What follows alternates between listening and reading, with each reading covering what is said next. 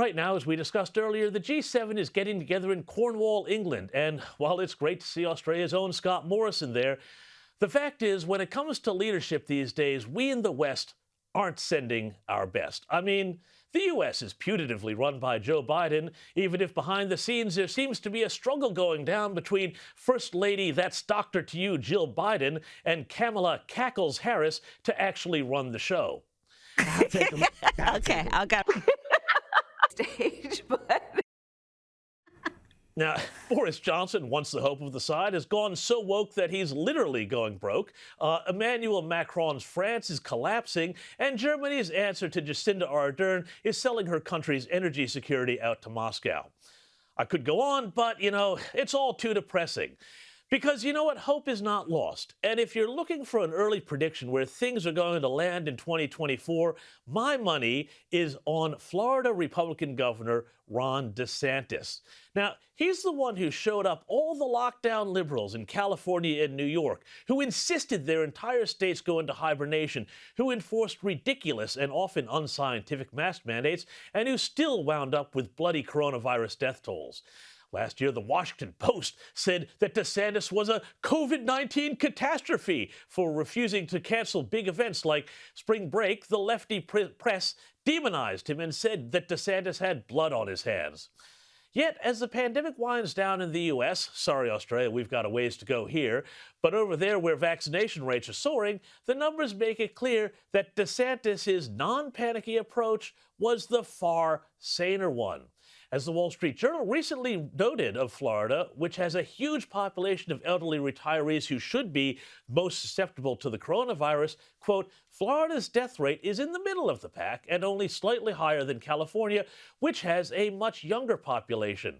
Florida's death rate among seniors is about 20% lower than California's and 50% lower than New York's, based on Centers for Disease and Control and Prevention data.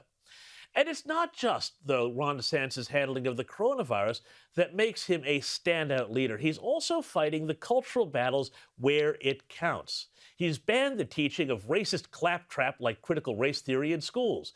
And he has shown plenty of courage in standing up to China, even though he's just a state governor in the U.S. Here he is saying a report saying Florida Republican Governor Ron DeSantis signed 2 bills into law on Monday that largely were crafted with the intent of taking action against communist China, while Democrat President Joe Biden has been at best so-so when it comes to confronting America's largest enemy. That's from the Daily Wire website. But it is his coronavirus response and his disdain for the increasingly discredited so-called experts like Dr. Anthony Fauci that is really earning him plaudits.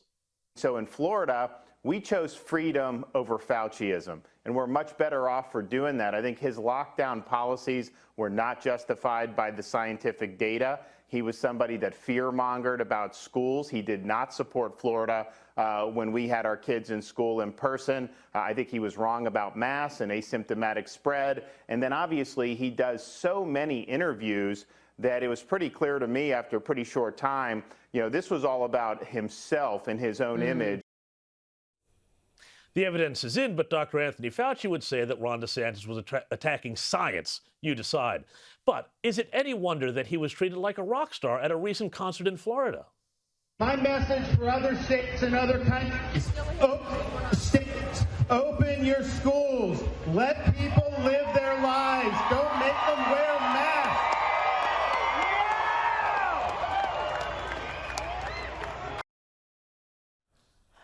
Let people live their lives. For some reason, a lot of folk are really threatened by that idea, particularly down in Victoria.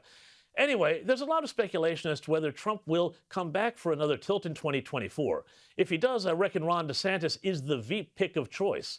And if Trump doesn't run, even though it's still early days, I suspect Ron DeSantis will be the one to take on whomever is sitting in the Oval Office by then.